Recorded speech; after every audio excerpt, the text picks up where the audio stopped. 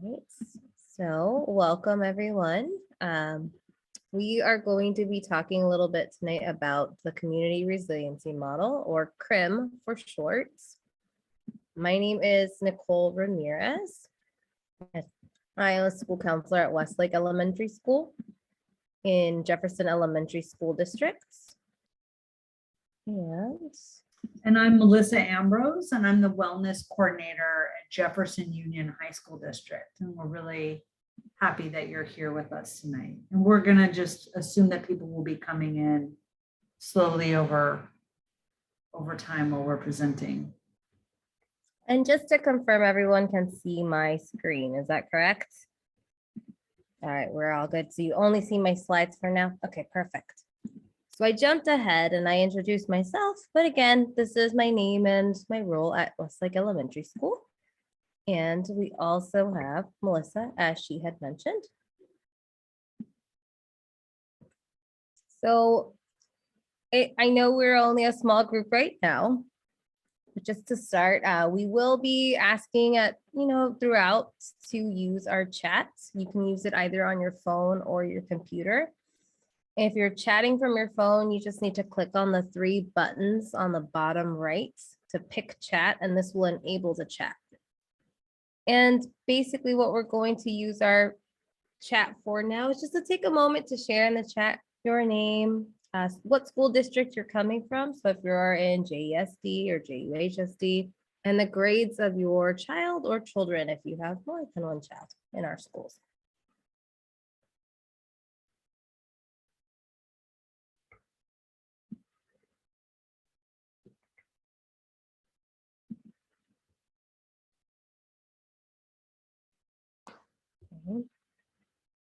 And also, we will be using our phones to do an activity.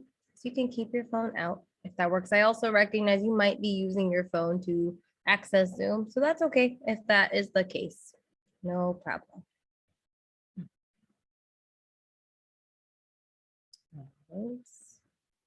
Should I go ahead? Yeah, you can go ahead. Great. Okay, so what we're going to, today's goals, just to let folks know, is that we're going to we're going to talk to you about the Community Resilience Model, and that will help us teach some self-care strategies for people of all ages. And we're hoping that you can concentrate on learning these skills for yourself, but these skills can also be transferred to your own use with your own kids and your family. We're going to talk about the benefits of the Community Resiliency Model, and we're going to do a little bit of explaining about how and why the strategies work, and then we're definitely going to give time to practice the strategies. Now, Melissa and I were both trained in the Community Resiliency Model fairly recently, but we did not create the Community Resiliency Model. This is a model that is taken from Elaine Miller-Karras and the Trauma Resource Institute. So this is just a little bit of information about the Trauma Resource Institute. So their mission, their vision, and their core values. And essentially what they are committed to do is bringing wellness skills to communities and focusing on one person at a time and one community at a time. And they really are working hard to create resiliency-informed and trauma-informed individuals and communities. So one of the ways that the Community Resilience Model is really, really helpful is that it asks us to look at things a little bit differently. So we're shifting the way that we think about people or even ourselves from what's wrong with you or from what's wrong with me. And that's how most of us were raised. And then we're going to change that to a trauma-informed modality, which is what's happened to you or what's happened to me to make me behave this way or you behave this way. And then there's a newer shift that the Community Resiliency Model really likes, which is a positive focus, which is what's right with you. What are your strengths? And so the way that this works is that what we believe, or the model believes, is that people are resilient and we need to offer people compassion to learn new skills. And resiliency in this model's definition is the ability to bounce back from really difficult situations and difficult things that are hard. And if we believe that people have the capacity to bounce back, we believe that people have the natural capacity to take care of themselves and learn how to be well, then we fully trust their ability to take their own life in their own hands. So the focus of this model is that it talks about the human biology, right? So it talks about how the human system, the human's nervous system is tuned to different, we have two different modalities. We have the modality when we're stressed and we need to protect ourselves. And then we have the modality of when we feel safe and comfortable. And we need to teach ourselves in this model about how to move back and forth between these two nervous systems. So every human being has common reactions to stressful or traumatic events. And those, the responsible to stressful and traumatic events affect our body, it affects the way we think, it affects our mood and our emotions. And so what this model does is it helps us learn how to read our bodies and learn about our nervous systems so that we can come back into the resiliency mode very quickly through the use of some really simple skills. So a little bit about the resiliency zone, as Melissa had mentioned. We also call it the OK zone. I just want us to think about how things happen in our life, our thoughts, our feelings, and our reactions. We move around, we may be in the OK zone. We could be excited, we could be sad, relaxed, happy, calm, worried, scared, just to name a few emotions that we might feel. But the resilient zone, or the OK zone, is also called our zone of well-being. So when we're in our resilient zone, we can even be okay, sad, or okay when we're mad. The most important part of being in the zone is that we can make the best decisions for ourselves and for our children and for those around us. Now, all children and adults have the capacity to develop a wider resilient zone.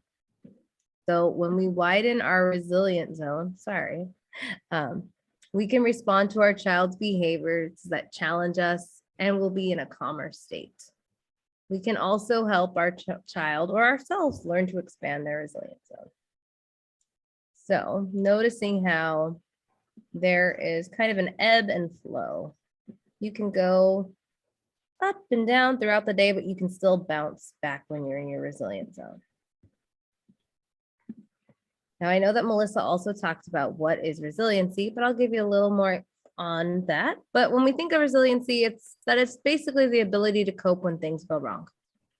It can also be described as bouncing back after difficult times, dealing with challenges and still holding your head up, giving things a go or trying your best, being strong on the inside, being able to cope with what life throws at you and shrug it off, standing up for yourself, or getting back into shape after you've been bent or stretched. I think we've all had those moments. I know, especially right now with everything. But sometimes, like I mentioned earlier, traumatic or stressful events happen, or stressful or traumatic reminders happen. We might be triggered or think about something that happened in the past that causes us to get bumped out of our resilient zone and find ourselves stuck in the high zone or stuck in the low zone. So when we're stuck in the high zone, we might be feeling things like very edgy or irritable or manic, or we might have anxiety and are panicking more often. We might see ourselves having more angry outbursts or just feeling pain. And also we can get stuck in the low zone. Things can happen to us that might make us feel more depressed or sadness or isolation, or we may not want to be around other people. We may also just be exhausted or fatigued. I've often also heard people say they feel numb, they just don't feel anything. So the goal of the community resiliency model is to be able to recognize when we're finding ourselves stuck in the high or low zone so that we can bounce ourselves back into the resiliency zone. We all have that capability to be able to get back there. So just for example, I won't read all of these, but these are common reactions to different events that could happen. I want to just name also, this is universal. These exact feelings for all of, or yeah, these exact reactions may not be for every single person in the world, but they could happen to anybody. So just for example, that thinking, we may find ourselves having nightmares, or physical, you may feel more physical pain, rapid heart rate, rapid breathing. Spiritual, maybe a loss of faith or an increase in faith. Emotional, just to name a few more, again, nightmares, depression, grief, relationships, maybe you're angry at others or you're isolating from others. Or behavior, maybe there's more outbursts or self-injury or violent behaviors. None of these are the limit. There's many other common reactions, but these are just some to name a few. So we wanted to stress that the community resilience model, which is what we're talking about and learning about how it works, is that the ideas that it creates a safe place for people to talk about stressors and their lives, but while also honoring differences, that we all have different experiences in the world. And it's been researched, this model, to that it works for people no matter how old they are. So you can teach it to really young children and much older people. They've taught it all over the world, especially in places that have been impacted by major disasters or war, natural disasters, things like that. And it's also been taught to people who have different literacy abilities. So there's some places where there's people who don't speak the same language or don't read or write, and it works for lots of different kinds of people. So it's a really beneficial model in that way.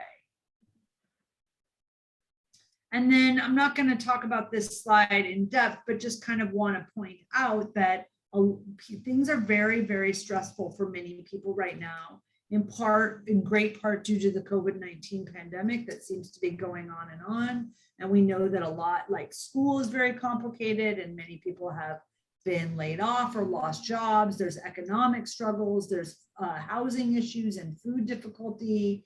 A lot of people are feeling very isolated. Many of us have maybe lost people to COVID. So things have been very, very stressful. And so we felt like this was a really good time to start to teach this model to families to help support you. All right, so just to give you an overall view of the skills, we will only be covering a few of them tonight. But just to give you an idea of what the community resiliency model does, everything stems from tracking, which we'll start out with.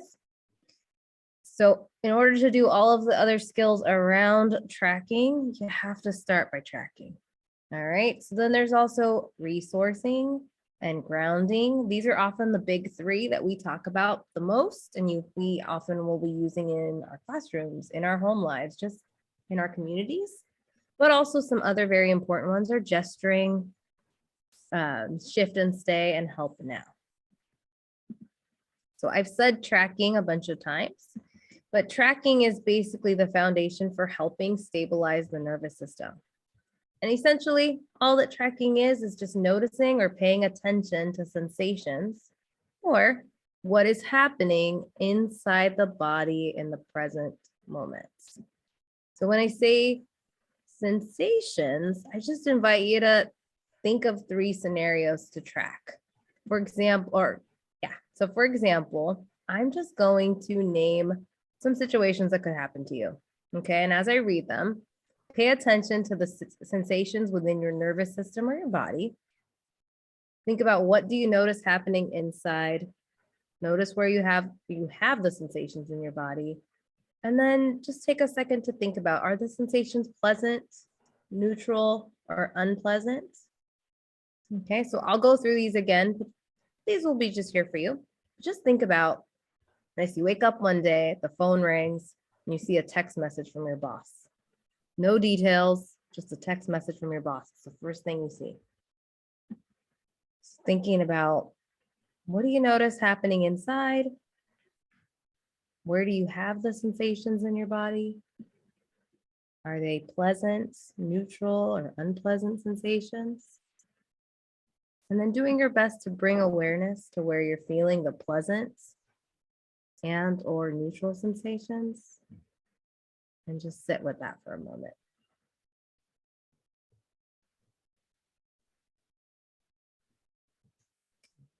Thanks for trying that with me. I'll try a couple more. Now let's imagine, I know this one's important for me since I take public transportation. But imagine that you're running late and you miss your transportation, and that was your only way to get wherever you needed to go. So pay attention to the sensations within your nervous system or body. Think about what do you notice happening inside. Notice where you have the sensations in your body. Are the sensations pleasant, neutral, or unpleasant? And then just again, bringing awareness to where you're feeling the pleasant and or neutral sensations, and sit with that for a moment.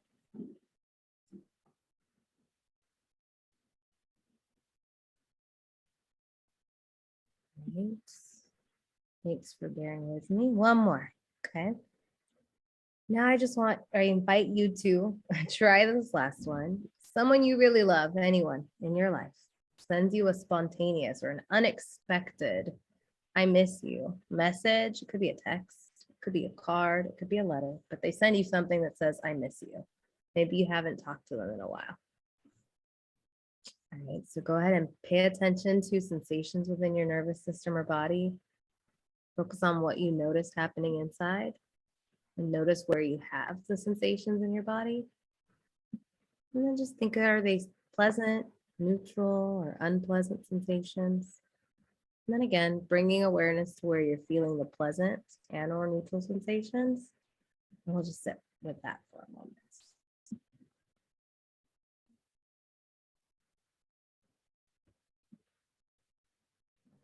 Thank you. So that is tracking. Okay, so we'll always start with tracking. So we're going to move on now to resourcing. And resourcing is one of a really lovely skill, which is any person, any place, anything, any memory, any physical part of yourself, like sometimes people holding their own hands together, that makes you feel calm, pleasant, peaceful, strong, or resilient.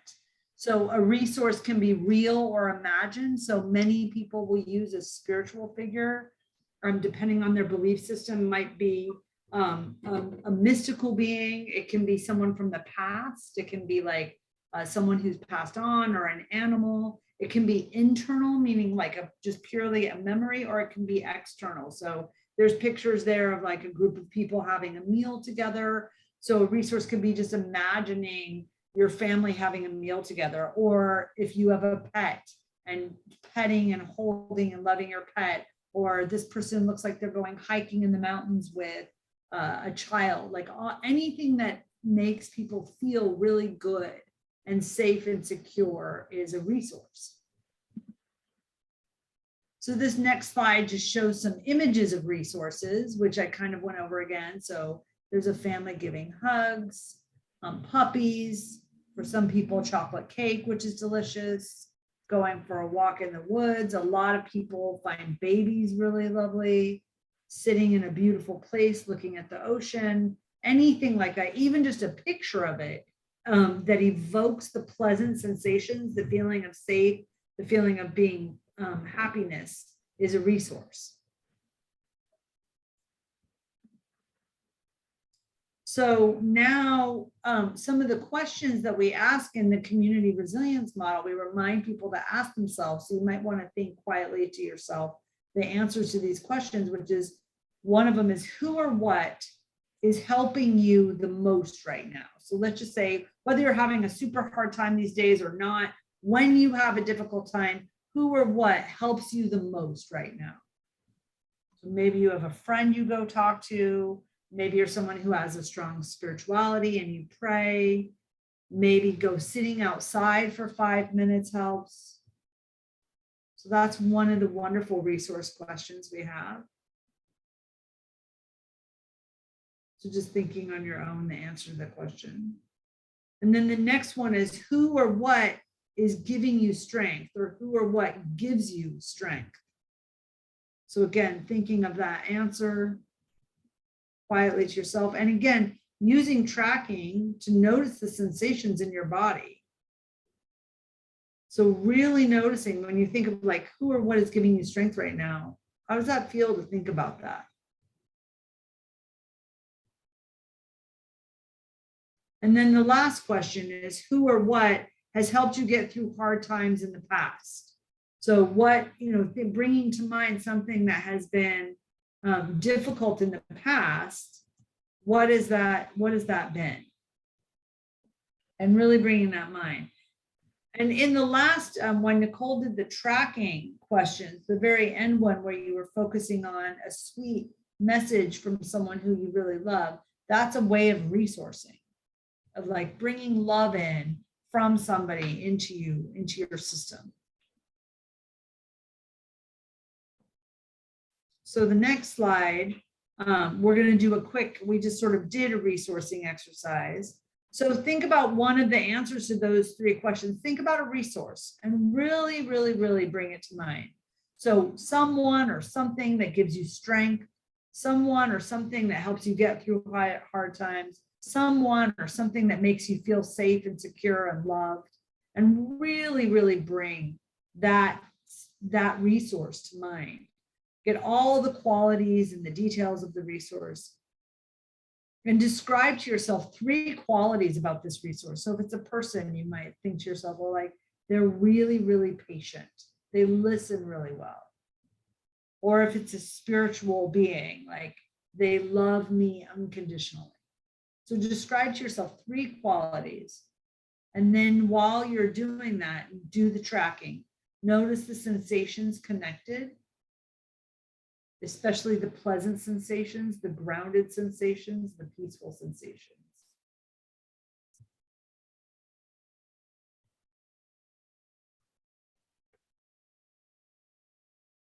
So that's a resourcing exercise. So at any time you're feeling like stressed or alone or scared or you don't know what to do next, you can take a deep breath in and bring one of your resources in. You could take your cell phone out. Let's say it's a person. Look at a picture of them. If it's a place, maybe take a picture of the place and really like focus on the qualities of that resource and bring it into your life in that moment. All right, so one of our last skills is grounding. I know Melissa mentioned grounding as she was talking about resourcing. So grounding is essentially the direct contact of the body with something that provides support to their body. So that could be a chair, it could be a wall, but it's something that is physically supporting your body. And we'll go through some examples. But one can ground in many different ways. There's no right or wrong way. And when we're grounded, what we're focusing on is being aware of our body in the present moment. And because we're focusing on the present moment, when we're grounded, we're not worried about the past or the future. We're just worried about what is happening to us right now. So similar to the resourcing slide, this gives us some ideas of how we can ground. Again, there's no right or wrong way. Any of these could work, but just to give you some examples it could be standing against a wall, just feeling the wall behind you as you're standing. It could be walking anywhere in the park. It could be walking on the grass, walking around your home, walking around school, and just paying attention to how your feet make contact with the ground. It could be lying down on the floor, on a bed, on the couch. And some individuals even ground by floating in the water or by focusing on a part of their body like their hands. So we see people in these images doing a lot of different ways of making contact with something. So we'll go ahead and we'll try a grounding exercise. Okay. So please feel free to turn off your camera or leave it on, up to you. And find a comfortable position. So if you're sitting or lying down or standing, whatever works best for you. And I will go through a grounding exercise. And as I do that, just invite you to focus on neutral or pleasant sensations that you feel within your body. Okay. So find a comfortable position. It could be sitting, lying down, or standing, and take your time. Open or close your eyes, whichever you prefer. And take a moment and notice how your body is making contact with a surface. So if you're sitting, bring attention to your seat and how it's making contact with the sofa, chair, etc. Now notice your legs and then your feet making contact with a solid surface. Notice the sensations that are more pleasant to you or neutral within your body. Take your time. Notice your breathing. Notice your heart rate and any muscle relaxation. Now, if you become aware of uncomfortable sensations, bring your attention to the places that feel neutral or more comfortable. And as you bring your attention to the neutral or comfortable sensations, notice any change. And spend some moments noticing sensations that are pleasant and or neutral. And we'll just sit with that for a second.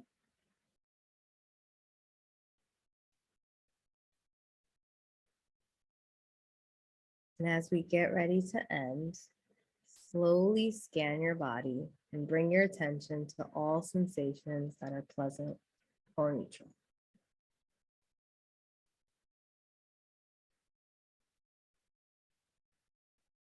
Whenever you're ready, you can turn your cameras on or leave them off.